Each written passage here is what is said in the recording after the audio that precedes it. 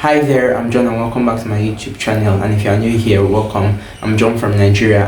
On this channel, I review books. I do the book wrap-ups, book hauls, singular book reviews, which are lengthy and more essay style, and everything bookish here. And I also write like book reviews for the website lifeonbooks.com. So if you are into like written essay length review, you can check that out. I have a few reviews on there already, and I have been gone like for a few, maybe 2 weeks now. I went to my home state just to rest a bit and to see my family because I had not seen them since May. And if you notice, maybe the camera quality is a bit better. I finally got a new phone. I remember maybe a few videos back I talked about it, but finally got a better phone. And so today I'll be doing my September wrap-up, which is quite overdue. And I actually had this like prepared to do earlier in the month, but traveling just like kind of disorganized me, if to say.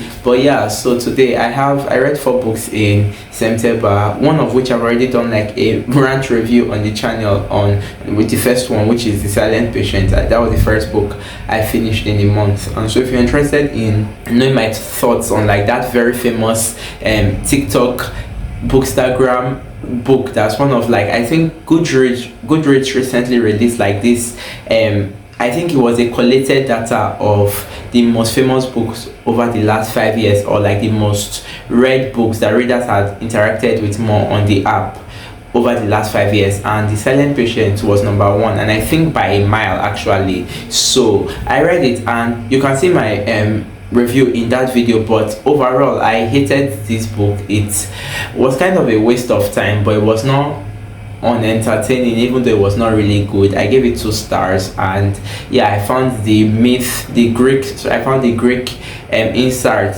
to not be like very strong in comparison to what he tried to do with it, and like the mystery element in of itself to just be like very wacky, centered on a cheating wife, and like many narrative things that did not make a lot of sense and that did not really pan out when you consider them as a whole by the time you got to the end of the novel. And so yeah, that was my thoughts. You can check that rant review. And yeah, the second book I finished was Zuckerman Unbound by Philip Roth, and this is the second book in Philip Roth's Nathan Zuckerman series. I read the first book a few months back in July, The Ghostwriter, which one of my favorite books of the year. And so I mentioned then that I was doing like a kind of project where I want to read this series as a whole and write on it, because Philip Roth as a writer, like that first book really just made such an impression on me with what he was saying about writing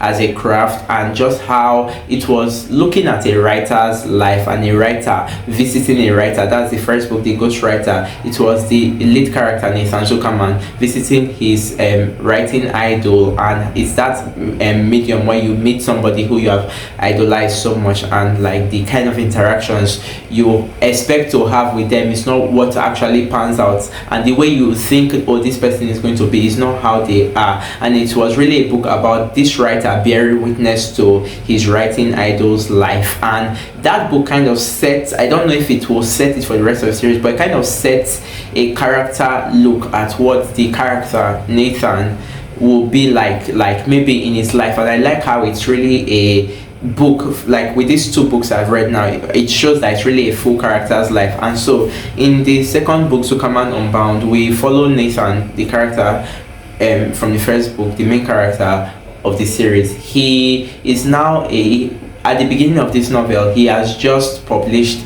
a book that is a best-selling book, and that has secured him $1 million deal for a book. And it's a book that is largely autobiographical in a way, and centers around his family life, that kind of looks at a bit of like the Jewish experience, what's like growing up a Jew in a very small town in America. And it kind of becomes like this book that feels like should I say, a beacon of light to certain Jews and not a beacon of light to other Jews. So it's a person of like a minority releasing a book that kind of characterizes like the experience of being that minority, but where some part of the minority agree with what they see in it and some part of the minority does not agree. Like it's like me being African and being Nigerian, I might see a certain representation of myself from, let's say, a Nigerian writer, also a filmmaker on something, and I might say, oh wow, this shows like the interior parts of my life here and what life is like for me, as opposed to, let's say, another person, and I might think, oh, they did this well and they did not do this well. That is really what Zuckerman Unbound is. And so Nathan has just secured this deal. The book is going off. He is going on the street and being recognized as the author of Karnofsky, which is the name of the book that depicts like this very wild, it depicts this person, this young man who is from a very small Jewish town, Newark, and how it is baffling to some people that a Jew, because Christian attached to being a Jew, can have like such a life as what Nathan depicts in the novel. And also for other Jews, it is like, it is not like, this is not true to their experiences. So it's that dichotomy between like portraying like a group of people and representing them, and that's like the book is built on that kind of. But it's also looking at Nathan grappling with his newfound fame and how and we kind of see that he almost sort of falls into a bit of what his idol was like when he was writing, and how the idol from the first book, the ghostwriter E.i. Lonoff, was a man who gained like this literary status, although he was not mostly popular for a while. But when he became popular, it's not like he was Stephen King says or somebody like that, but he kind of gained this critical acclaim, but secluded himself from like the spotlight and all. And we see that Nathan is kind of something like that, but not exactly. And I found this second book to really be like an interesting follow-up to the first one, and we are seeing a character's life progress. And Nathan, we meet Nathan in the first book when he's 23, and in this book he like is nearing 40. He has been divorced 3 times now, and so he's just grappling with his newfound fame as a writer and just being also a single like author in the world, trying to like avoid the spotlight. And like with the first book, the ghostwriter, there are interesting explorations of like being like a Jew, also just like a minority, and there's also the exploration of like who we owe, like what we owe to the people who we write about in our stories, like what the consequences of, let's say, telling the lives of people, especially let's say when your art is inspired by your life and when the people in your life are recognizable in your art. That's really the big overarching view that Roth looks at here, because Nathan's book Karnofsky, largely autobiographical, reflects a lot of the people in his life, depicts his father, his mother, which a lot of Jews also are taking it one way, the family is taking it one way, and it's really looking like at consequences of like the author's art on like the people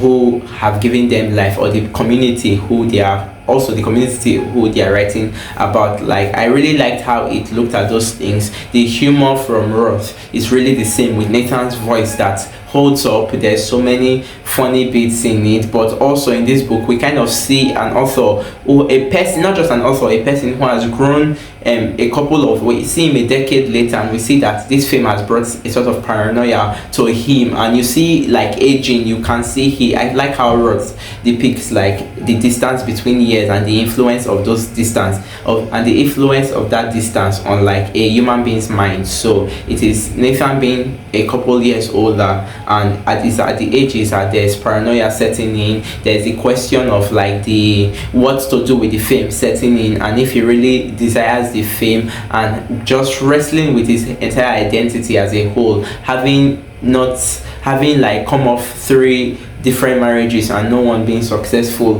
but also his father is dying at his side, and so there's that, and there's like press harassment on the mother. There's just a lot that goes on, but I like how it's compounded into like this very less than 200-page book. I would say this book did not hit for me as the first one hit like that.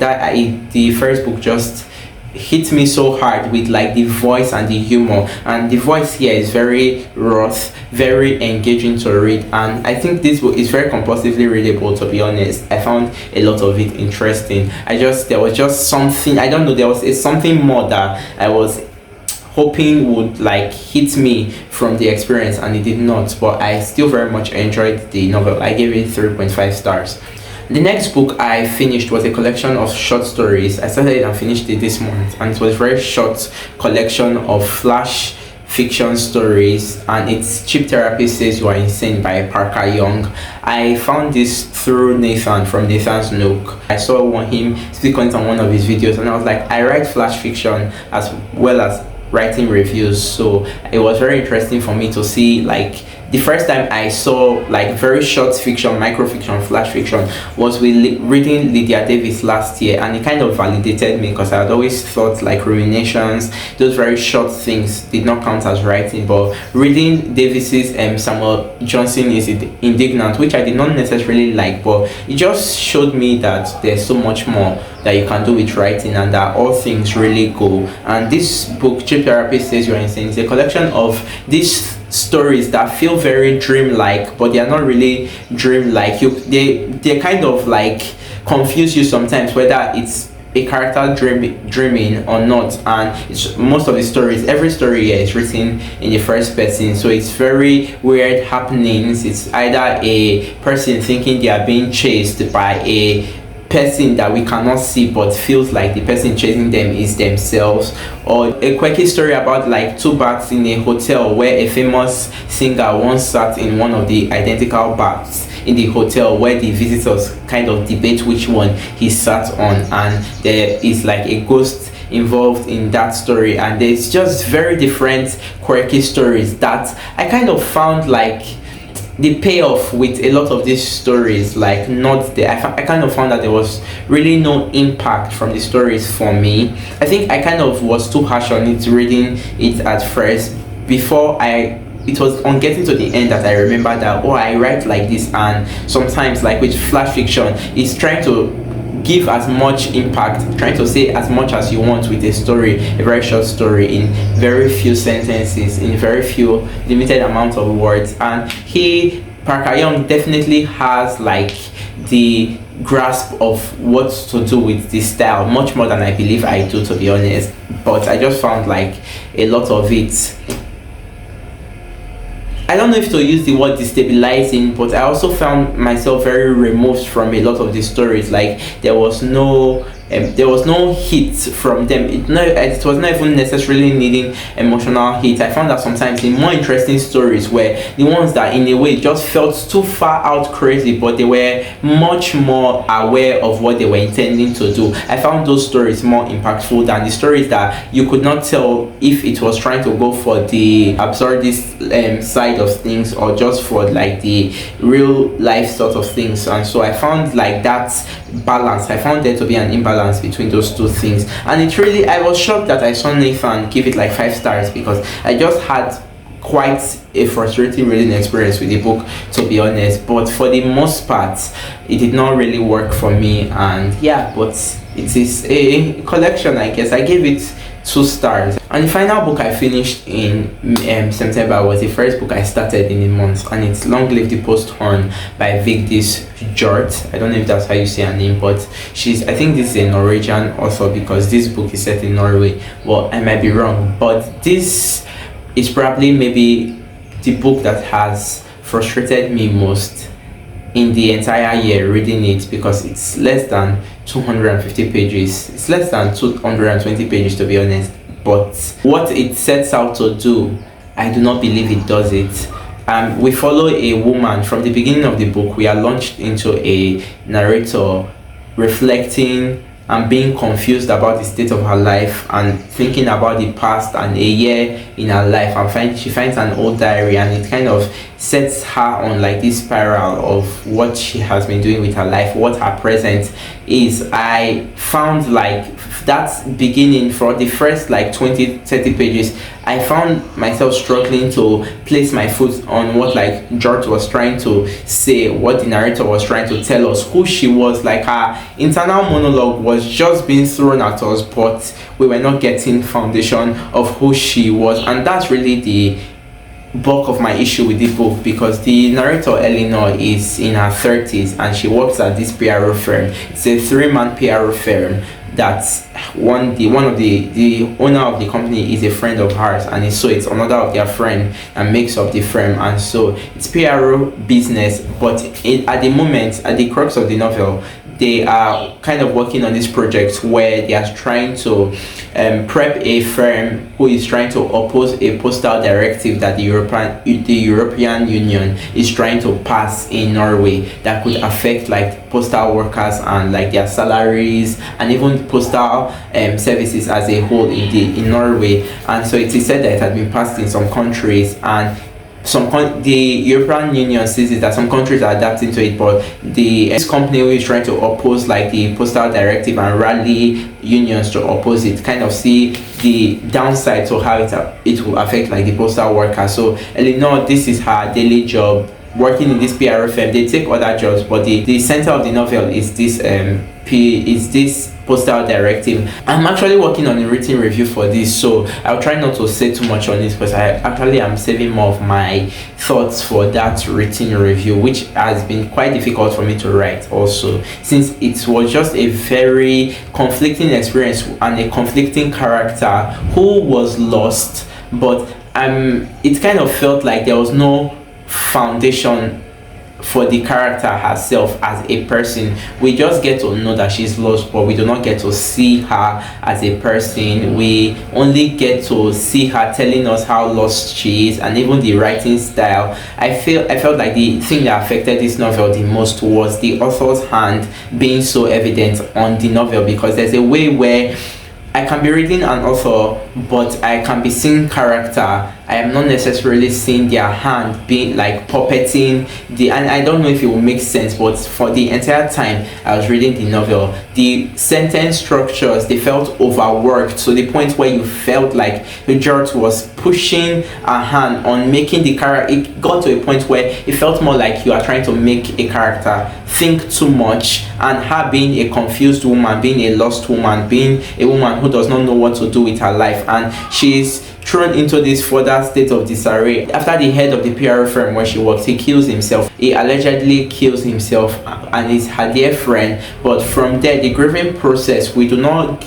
even understand it. But in a way, you get that sometimes grief can happen in different ways for different people. But even then, like the explanation of like her grieving in this different way and the kind of thoughts that's forms in her head from that point on, it just, I don't know, I did not feel like the novel held together in trying to do what he wanted to do. And it gets to a point where George tries to explain giving Eleanor a reason to be alive, because really it's a character who is not finding reason in the world, minus her friend dying. That really does not even affect her. I think before then she was conflicted about her place in the world, her history as a person, and it gets to feel towards the end as if this postal directive and fighting for this cause to help these postal workers is what gives meaning to our lives. But because there's so many random occurrences that happens, like her one time just traveling to Paris, taking a plane to Paris,